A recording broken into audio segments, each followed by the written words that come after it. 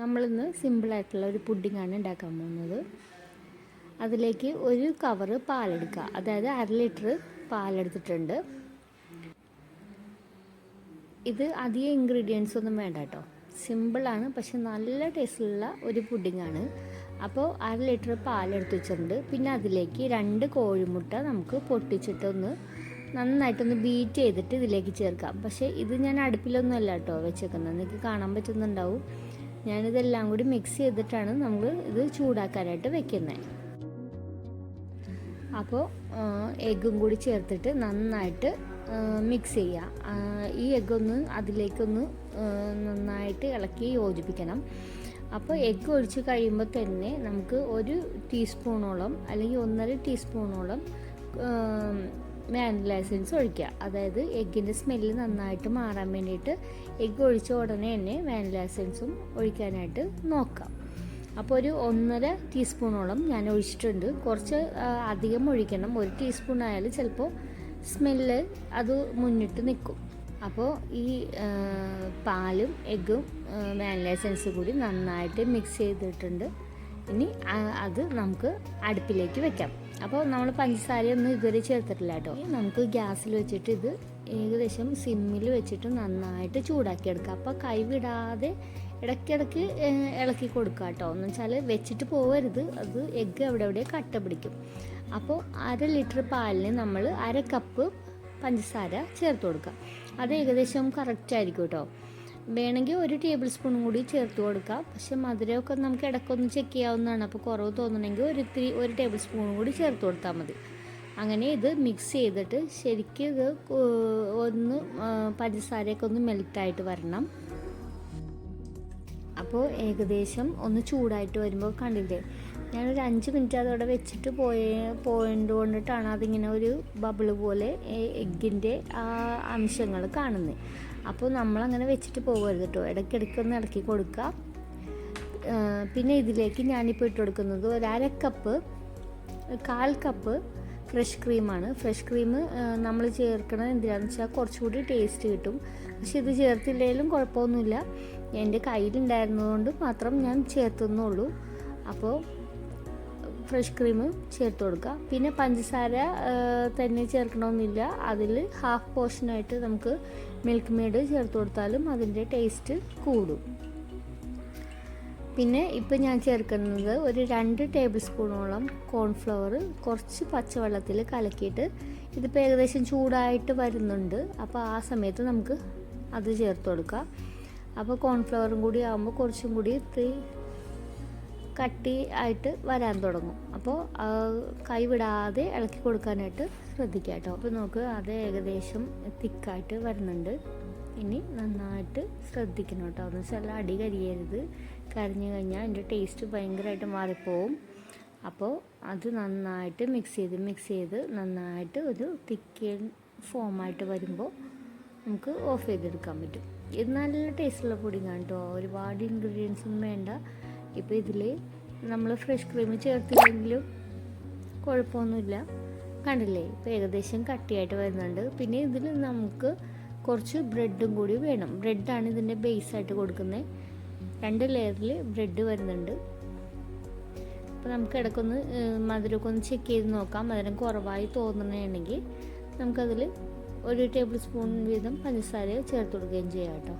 ഒരു 5 മിനിറ്റും കൂടി ഇതേപോലെ സിമ്മിൽ തന്നെ വെക്കാം കേട്ടോ. സിമ്മിൽ വെച്ച് നന്നായിട്ട് അത് മിക്സ് ചെയ്ത് കഴിയുമ്പോൾ കുറച്ചും കൂടി ഒന്ന് തിളച്ച് കഴിയുമ്പോൾ കുറച്ചുകൂടി ഒന്ന് തിക്കായി വരും. അപ്പോൾ ആ തിക്കാവണ സമയത്ത് നമുക്ക് അത് ഓഫ് ചെയ്യാം. കണ്ടില്ലേ, ഇപ്പോൾ കുറച്ചുകൂടി തിക്കായിട്ട് വന്നിട്ടുണ്ട്. ഇനി തണുക്കാൻ നമ്മൾ വെക്കുമ്പോൾ കട്ടിയായി തുടങ്ങിക്കോളും. അപ്പോൾ ഇത്രയും തിക്കായി കഴിയുമ്പോൾ നമുക്ക് ഓഫ് ചെയ്തിട്ട് ചൂടാറാനായിട്ട് വെക്കാം. ഒരുപാട് ചൂടാറേണ്ട ആവശ്യമൊന്നുമില്ല. ഏകദേശം നമുക്ക് ആ ബ്രെഡിലേക്ക് ഒഴിക്കാനുള്ള ചൂടൊക്കെ ആയി കഴിയുമ്പോൾ നമുക്ക് ബ്രെഡിലേക്ക് ഒഴിക്കുക. ഇനി ഇത് ഒന്ന് ചൂടാറട്ടെ. ഇനി വേറെ ഒന്നും ചെയ്യാനില്ല. നമുക്ക് ഈ ബാറ്റർ നന്നായിട്ട് ചൂടാറി കഴിയുമ്പോൾ നമ്മൾ ആ ബ്രെഡിൻ്റെ ഒരു 4-5 പീസ് എടുത്തിട്ട് അതിൻ്റെ സൈഡ് കട്ട് ചെയ്ത് കളയുക. ബ്രൗൺ പോർഷൻ കട്ട് ചെയ്ത് കളഞ്ഞിട്ട് നമ്മൾ സെറ്റ് ചെയ്യാൻ ഏത് പാത്രത്തിലാണ് ഉദ്ദേശിക്കുന്നത് ആ പാത്രത്തിലേക്ക് അടുക്കി വെച്ചതിന് ശേഷം അതിൻ്റെ മുകളിലേക്ക് ഒരുവിധം ചൂടാറിയാൽ മതി. ഒരുപാട് ചൂടാറിയാൽ ചിലപ്പോൾ സെറ്റ് ആവാൻ തുടങ്ങും. അപ്പോൾ നേരിയ ചൂടിൽ അത് ഒഴിച്ചു കൊടുക്കുക. കണ്ടില്ലേ, ഇപ്പോൾ ഞാൻ ഫസ്റ്റ് ലെയർ ഒഴിച്ചിട്ടുണ്ട്. പിന്നെ അതിൻ്റെ ഇടയിൽ നമുക്ക് നട്ട്സോ ചോക്ലേറ്റ്സോ അങ്ങനെ എന്ത് വേണമെങ്കിലും നമുക്ക് കഴിക്കാനായിട്ട് ഇഷ്ടമുള്ള നട്ട്സ്, ചോക്ലേറ്റ് അങ്ങനെയുള്ള എന്ത് വേണമെങ്കിലും ഇട്ട് കൊടുക്കുക. ഞാനിപ്പോൾ ഇതിനകത്ത് ഇടുന്നത് വൈറ്റ് ചോക്ലേറ്റ് ചിപ്സാണ്. പിന്നെ ഡാർക്ക് ചോക്ലേറ്റും എൻ്റെ കയ്യിലുണ്ടായിരുന്നതുകൊണ്ട് മാത്രം ഞാൻ ചോക്ലേറ്റ് ചിപ്സ് ഇടുന്നതാണ്. നിങ്ങൾക്ക് വേണമെങ്കിൽ നട്ട്സ് വല്ല കാഷ്യൂനട്ടോ ബദാമോ അങ്ങനെയുള്ള സാധനങ്ങളൊക്കെ കട്ട് ചെയ്ത് ഇട്ട് കൊടുക്കാം. ഞാനിപ്പോൾ ഇതിനകത്ത് കശുവണ്ടി ഇട്ടിട്ടുണ്ട്. പിന്നെ ബദാമും ചെറുതായിട്ട് നുറുക്കിയിട്ട് അതും ഇട്ട് കൊടുക്കുന്നുണ്ട്. ഇനി നെക്സ്റ്റ് നമുക്ക് ഈ പ്രോസസ്സ് തന്നെയാണ് രണ്ടാമതും ചെയ്യാനുള്ളത്. അപ്പോൾ രണ്ടാമത്തെ ലെയറും ഇതേപോലെ തന്നെ ചെയ്തെടുക്കാം. ഇപ്പോൾ ഇടുന്നത് ചോക്കോ ചിപ്സാണ് കേട്ടോ. നിങ്ങളുടെ കയ്യിലുണ്ടെങ്കിൽ ഇട്ട് കൊടുത്താൽ മതി, അല്ലെങ്കിൽ ബദാമോ കാഷ്യൂനട്ടോ ഇതിലൊന്നും ഇട്ട് കൊടുത്താലും ടേസ്റ്റ് നല്ലത് തന്നെയായിരിക്കും.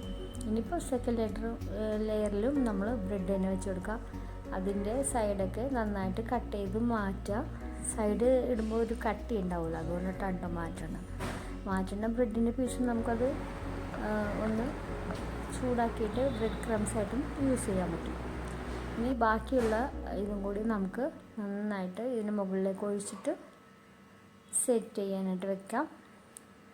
ഇനി സെക്കൻഡ് ലെയറിന് വേണ്ടിയിട്ട് നമ്മൾ ബാറ്റർ ഒഴിച്ചിട്ടുണ്ട്. ബാറ്റർ കംപ്ലീറ്റ് ഒഴിച്ച് കഴിഞ്ഞതിന് ശേഷം ഇനി അതിൻ്റെ മുകളിലേക്ക് നമ്മൾ നേരത്തെ ഡെക്കറേറ്റ് ചെയ്ത ഐറ്റംസ് തന്നെ ഇട്ട് കൊടുക്കാം. ബദാമോ കശുവണ്ടിയോ ചോക്കോ ചിപ്സ് അങ്ങനെയുള്ള ഐറ്റംസൊക്കെ ഇട്ട് കൊടുക്കുക. പിന്നെ ലാസ്റ്റ് കുറച്ച് ഭംഗി കിട്ടണമെന്നുണ്ടെങ്കിൽ റോസ് പെറ്റൽസ് ഡ്രൈ ചെയ്തിട്ടുണ്ടെങ്കിൽ അതും ഇട്ട് കൊടുക്കാം. അത് കേക്ക് ഷോപ്പിലൊക്കെ കിട്ടാവുന്നതാണ്.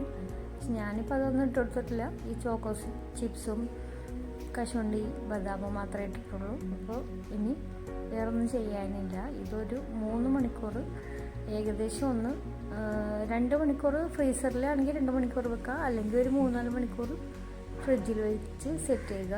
നല്ല തണുപ്പോടുകൂടി കഴിക്കണം കേട്ടോ.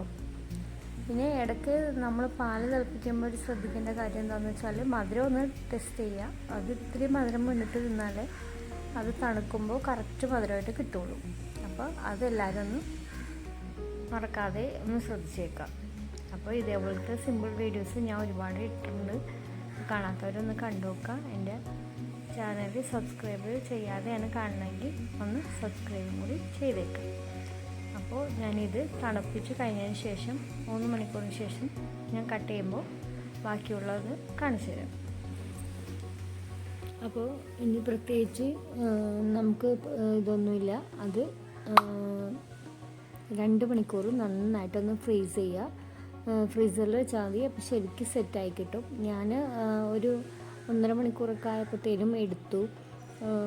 അതുകൊണ്ടിട്ടാണ് ഇങ്ങനെ ഒരിച്ചിരി വാട്ടറി പരുവത്തിലിരിക്കുന്നത്. അപ്പോൾ നിങ്ങൾ കറക്റ്റ് ഒരു 2 മണിക്കൂറൊക്കെ ഇരിക്കുമ്പോഴേക്കും ശരിക്കും കട്ട് ചെയ്തെടുക്കാൻ പറ്റുന്ന പരുവത്തിൽ കിട്ടും. അപ്പോൾ എല്ലാവരും മസ്റ്റ് ട്രൈ റെസിപ്പിയാണ് കേട്ടോ. ഇപ്പോൾ ക്രിസ്മസിനൊക്കെ എന്തെങ്കിലും പുഡിങ്ങൊക്കെ അധികം ചിലവില്ലാതെ ഉണ്ടാക്കണമെന്നുണ്ടെങ്കിൽ ധൈര്യമായിട്ട് ഉണ്ടാക്കാം. നല്ല സൂപ്പർ ടേസ്റ്റുള്ള പുഡിങ്ങാണ്. അപ്പോൾ എല്ലാവരും ഉണ്ടാക്കി നോക്കുക. എന്നിട്ട് കമൻറ്റ് അഭിപ്രായങ്ങളൊക്കെ കമൻറ്റ് ചെയ്യുക. ഇത്രയും നേരം എൻ്റെ വീഡിയോ കണ്ടുതന്നതിന് വളരെ താങ്ക് യു. അപ്പോൾ താങ്ക്സ് ഫോർ വാച്ചിങ്.